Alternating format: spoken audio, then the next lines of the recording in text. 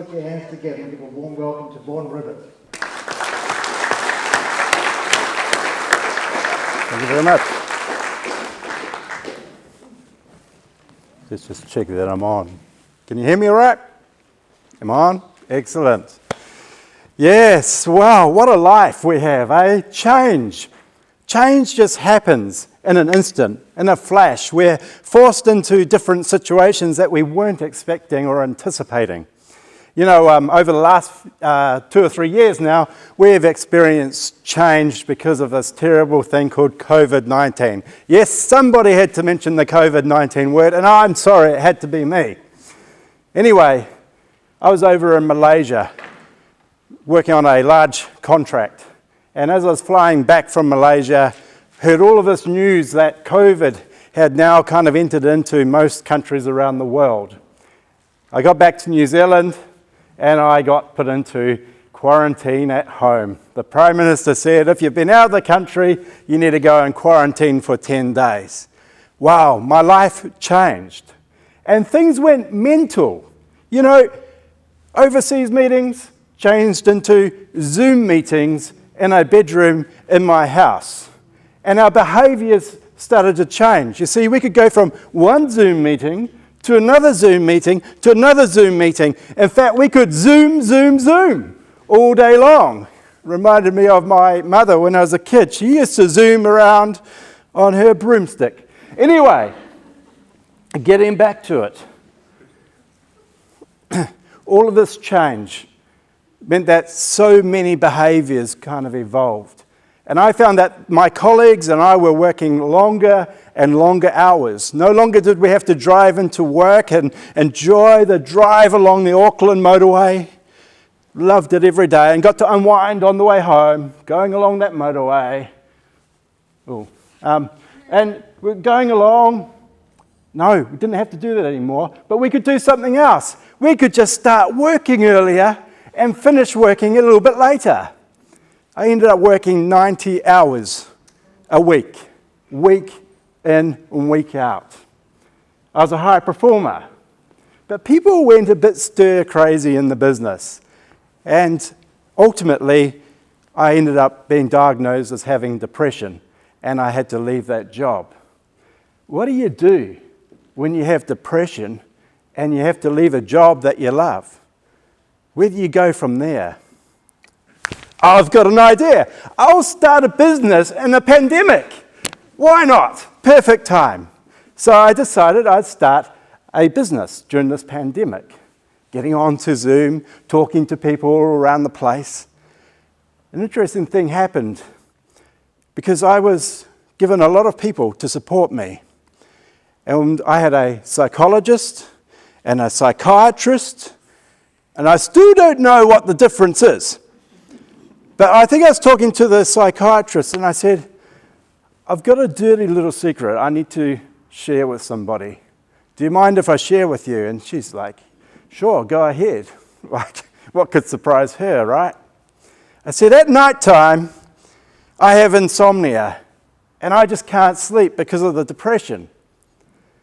So I wait for everyone to go to bed in the house. That point in the night where all you can hear is the mice talking in the walls and the crickets outside. And I'd be sitting there on the couch in front of the TV and I would think, I could do with something to eat. And I got up and I'd go to the fridge and I'd have a look. And in the fridge, that light would come out. I'm like, destiny. And in there would be a thing of Cadbury favourites. And I'd go through the Cadbury favourites and I'd eat the favourites until I was left with the ones that weren't so much favourites. But then I could even get through those as well. And I'd sit there and I'd go, maybe there's something else I can have. So I'd go back to the fridge and I'd open it. Oh, nothing. Darn it. Go to the pantry. Nothing. Darn it. Go back to the fridge. Oh, I smell cheese. And in the fridge, there's a 1 kg block of cheese. And I found that night after night, I had an expensive habit I could eat 2/3 of a block of cheese. Wow.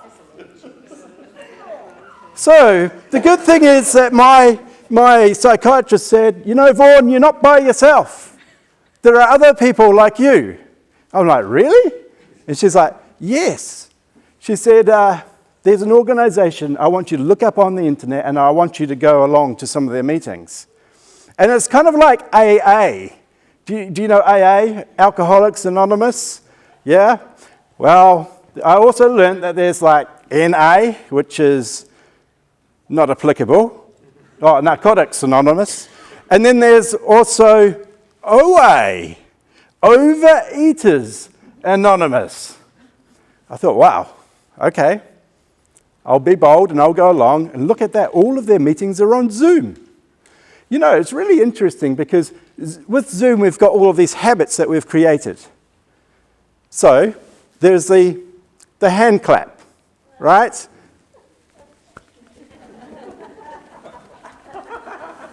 And if something is really good, we've kind of gone on to the next step. It's the... Was that good, was it? So I go along to this OA meeting, and they said, are there any first-timers here? I said, yes, I'm a first-timer. What's your name? I said, I'm Vaughan Rivett. I'm a compulsive overeater. Oh, well, welcome. Welcome home. All these people just like me. This was just before Christmas. And man, I was like, I wonder what we do for the Christmas party.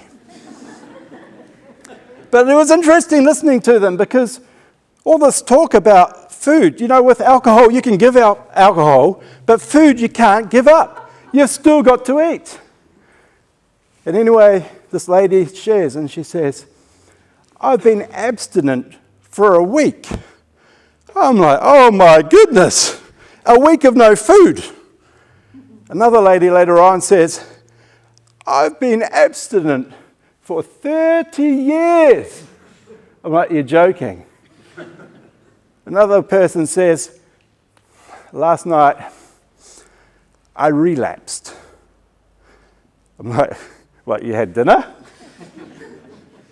Wow. You know, this is really interesting because when you drink alcohol and you have a night out on the town, often you have a hangover. The next thing I'm hearing is, I binged last night and today I've got a hangover. Yep. Sure have.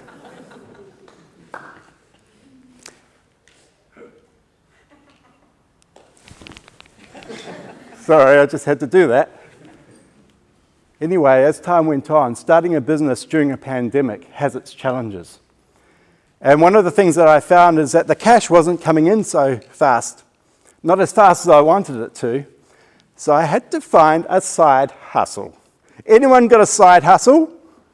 No one got a side hustle. Oh, one at the back, a couple more. Look at the hands go up, see? Keeping it all private. Well, this is the best side hustle. My side hustle I signed up to do as a compulsive overeater. I am also an Uber Eats delivery driver.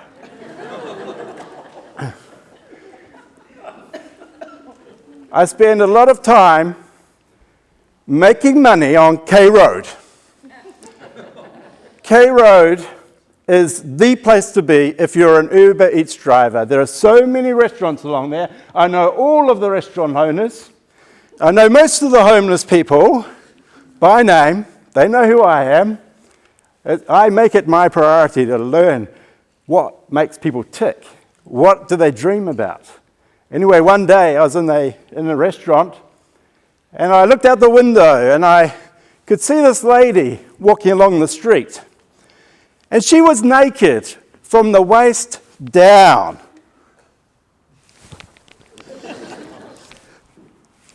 From the waist down, but she had sneakers on. Wow. this is not looking good. And you know, sometimes when you spot people like that, you become magnetic. It's the law of attraction. Spot an odd person, and they'll come right at you. And I mentioned it to Uma in the shop. She's a little lady, Nepalese lady. I mentioned it to her. And sure enough, in walks this lady. And that law of attraction, she comes right at me. I'm like, what do I do now? Where do I look? What do I do? She comes up to me, she yells something at me. I couldn't make sense of a word that she said. And then she turns to walk out, and I'm like, phew. But no, she turns and comes back again. I'm like, oh, goodness me. Wow. There is nothing like it that I have ever had in my life than a woman who is naked from the waist down do a head-high kick, missing my head by just inches. All I saw was flies and maggots. You know, Uma was on the phone to the police. And this lady walked back out of the store, and the police asked to speak to me. And I said, look, I'm not sure, but I think she could have a weapon, knowing that they'll get there faster. Well, sure enough, a police vehicle pulls up outside, and two 12-year-old cops get out of this car. And they proceed to arrest her, hands behind the back, push her over the bonnet of a four-wheel drive.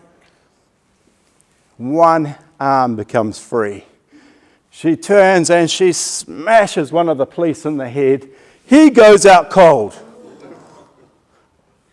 Good thing that I'd been up late at night eating that cheese, watching Netflix, because I knew exactly what to do. I'm talking to the police still. You know how it goes on Netflix? Officer down! Officer down! Send reinforcements!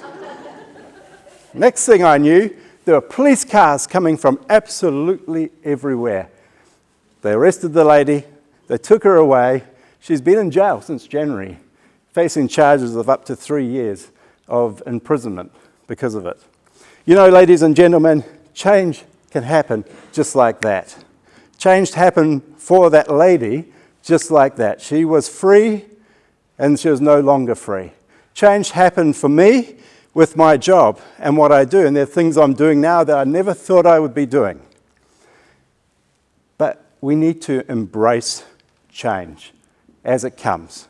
We need to take it and we need to run with it and make the very most of it that we possibly can. Making the most of every opportunity, but also the people that it gives us the opportunity to meet. I have so many treasured people in my life that I have met all around the city here that I wouldn't have met otherwise. I was talking to somebody from the Department of Justice about a restorative meeting with this particular lady, and they said, you can say whatever you want to her. My message for her and for everyone in this room is that everybody has potential. Sometimes we just don't know what it is, but we all have potential. Thank you very much. You've been a great audience.